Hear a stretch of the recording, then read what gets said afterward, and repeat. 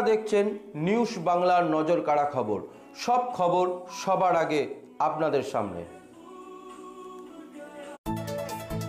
এবারে পথে mid day মিলের কর্মরত মহিলারা পথ অবরোধ বিক্ষোভ হাওড়া ময়দান চত্বরে।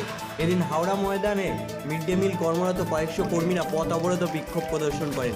মূলত 11 দফা দাবিতে তারা দীর্ঘদিন ধরে সরকারের কাছে আবেদন করে আসছেন, কিন্তু সরকার তাতে কোনো রকম কর্ণপাত না করে সরকারি প্রকল্পকে বেসরকারি হাতে তুলে দিতে চাইছে। তাই তারা বাধ্য হয়ে আজ পথে নেমেছে। তাদের বক্তব্য, মাসিক 15 টাকা মাইনেতে তারা দীর্ঘদিন এই প্রকল্পের আওতায় কাজ করে আসছেন, তবে 12 মাসের পরিবর্তে 10 মাসের টাকা পান না তারা। বাকি 2 মাস ছুটি হিসেবে থাকায় কোনো কারণে পারিশ্রমিক পান না তারা। এছাড়াও অন্যান্য রাজ্যে 4 থেকে 9,000 টাকা মাসোহারা থাকলেও এ রাজ্যে 1500 টাকা, তাও আবার অধিকাংশ সময় পড়ে যায় অর্থের অভাবে। তাই এদিন হাওড়া ময়দানে বিক্ষোভ প্রদর্শন ও পথ অবরোধ করেন।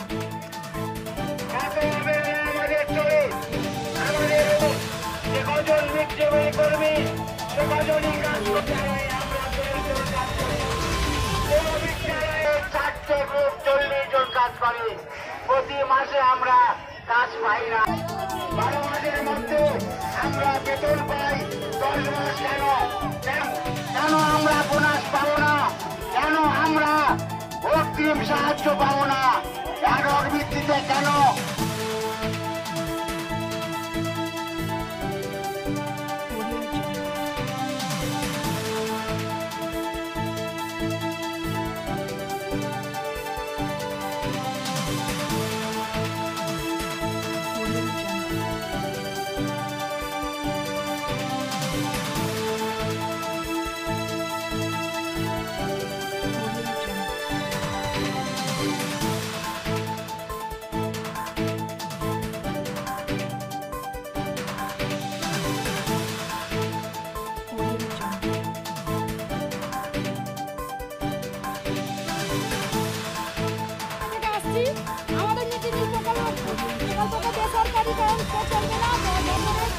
বছরে 10 মাস নয় 12 মাসের বেতন দিতে হবে। আর মিড ডে মিল কর্মীদের পিএফ বোনাস পেনশন দিতে হবে। 5 লক্ষ টাকা ভাতা প্রদান করতে হবে। মাতৃত্বকালীন সবেতন ছুটি দিতে হবে।